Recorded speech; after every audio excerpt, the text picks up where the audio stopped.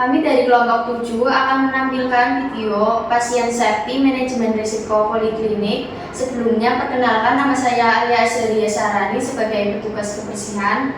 Saya Syamiko Khairunisa sebagai kepala rumah poliklinik. Saya Fani Lubina sebagai perawat senior.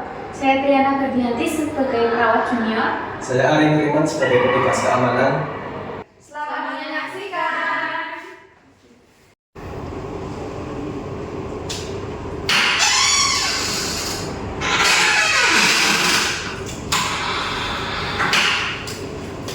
Permisi ya Mbak. Iya itu. Karena limbah medis ini masih ada di meja, kalau dibiarkan bisa mengancam kita dan pasien lain. Tolong segera diamankan dan dibuang di limbah berbahaya ya. Oh iya Ibu, saya minta maaf ya sebelumnya karena tadi pasiennya kan sangat banyak, jadi saya keteteran Ibu, saya lupa menaruh ini ke wadah limbah yang berbahaya. Saya ambil segera safety box-nya ya.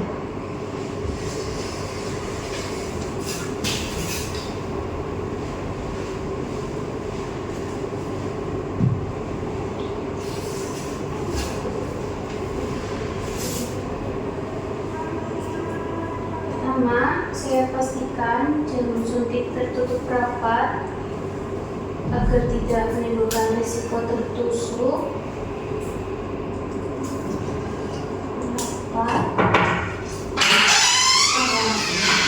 Lalu saya masukkan ke dalam suntik. Oh ini Pak, tadi saya lupa membersihkan alat-alat yang berbahaya seperti jarum suntik tadi masih pada berceceran, soalnya kan tadi pasiennya banyak. Angkanya sudah tepat, Mbak. Tapi kita perlu evaluasi agar kejadian ini tidak terulang kembali. Oh iya Suster Nana, nanti sebelum pembahasan selanjutnya pastikan juga cuci tangan ya biar nanti tidak terjadi resiko infeksi silang. Siap Kak, dan nanti saya juga memastikan agar sesuai SOP juga saya mengecek identitas pasien dan mencocokkannya sesuai prosedur pasien safety ya. Oke, baik. Baik, jika begitu saya izin untuk meninggalkan ruangan ya. Oke, juga Bos. Terima kasih.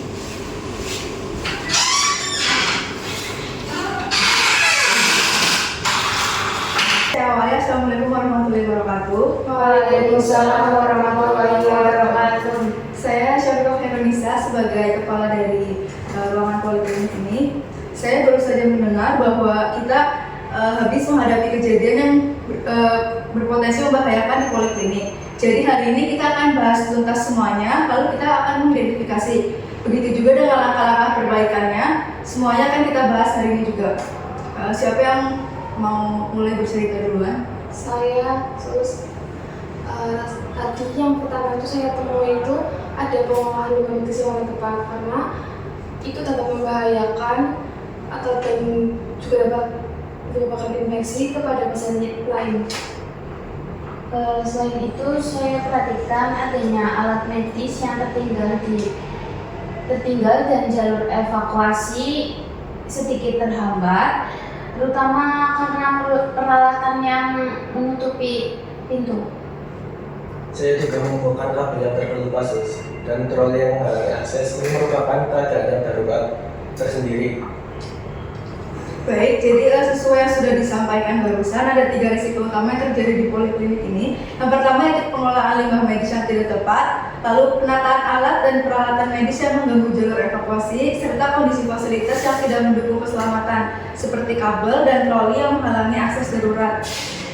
Kita juga perlu memastikan komunikasi antar staf dilakukan nantinya dengan jelas dan terdokumentasi. Misalnya, saat serah terima tugas, setiap tindakan dan kondisi pasien harus dicatat lebih lengkap lagi untuk kedepannya.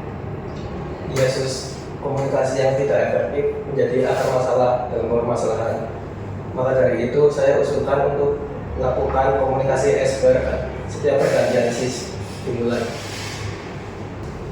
Baik, setelah pembahasan yang tadi kita sudah bahas bersama, kita perlu menyusun strategi untuk masing-masing risiko yang ada. Untuk risiko pengelolaan limbah medis sendiri, saya minta tolong untuk perawat Nana dan perawat Fani membuat checklist standar prosedur yang harus diikuti setelah tindakan medis. di mana di dalam checklist itu harus mencakup yang pertama, pengamanan langsung limbah medis di tempat yang telah disediakan, lalu cuci tangan dengan sabun dan disinfektan, yang terakhir pelaporan insiden jika terjadi penyimpangan. Baik, nanti saya akan buatkan daftar checklist untuk bisa direview besok pagi. Lalu untuk penataan peralatan sendiri, saya minta tolong kepada Bapak Ari untuk melakukan survei atau pengecekan terhadap ruang perawatan dan area kerja. Tandai area yang berpotensi mengganggu jalur evakuasi dan segera atur ulang posisi troli serta peralatan medis yang mengganggu jalannya keadaan darurat. Baik, saya akan melakukan survei dan pengaturan rencana ulang pada akhir minggu ini. Sedangkan untuk kondisi fasilitas seperti kabel listrik, nanti saya akan minta bantuan dari pihak Mensen Poliklinik seperti untuk Pak Ari nanti tolong bantu Bu Alia untuk membuat tanda peringatan di area rawan. Baik. Saya akan segera membuat dan menempelkan rambu hati-hati area kabel listrik di dekat lokasi yang teridentifikasi. Baik, simulasi hari ini bertujuan untuk melatih tindakan K3 dimulai dengan pengolahan limbah medis. Nana bisa menunjukkan bagaimana langkah yang harus kamu lakukan. Baik, Pak. Yang pertama, identifikasi limbah yang harus segera diamankan seperti jarum suntik ini dan wadah jarum suntik ini. Yang kedua, memakai sarung tangan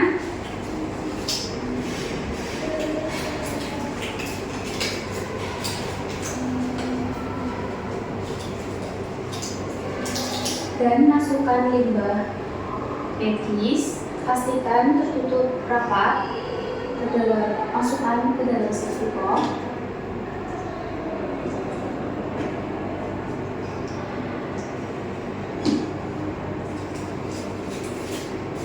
Langkah ketiga, saya melakukan cuci tangan sesuai standar operasional prosedur. Siapa ya? Ada nggak aneh ya soalnya?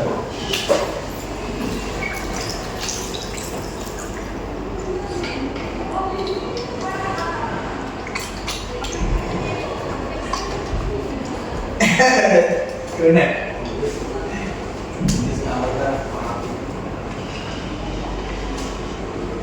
YouTube kerannya tinggi.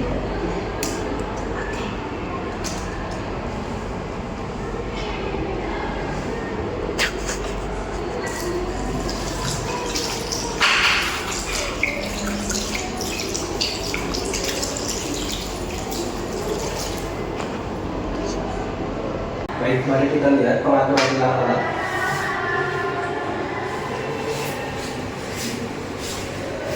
Baik, bisa kita lihat troli yang menghalangi akses untuk evakuasi keadaan darurat bisa dibereskan ke tempat yang lebih aman.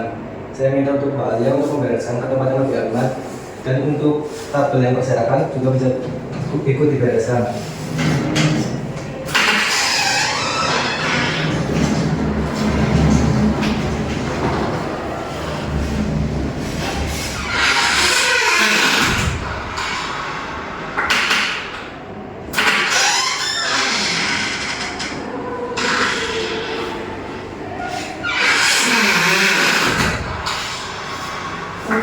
Selanjutnya, kita akan melakukan identifikasi kepada pasien.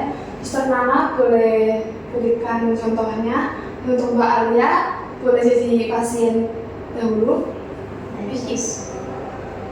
Baik, pertama saya akan menyapa pasien dengan sopan seperti selamat pagi Bu, perkenalkan saya perawat Riana yang menjaga di shift pagi kali ini dari jam 7 pagi sampai jam 2 siang. Sebelumnya saya berbicara dengan Ibu siapa ya? Ibu Alia.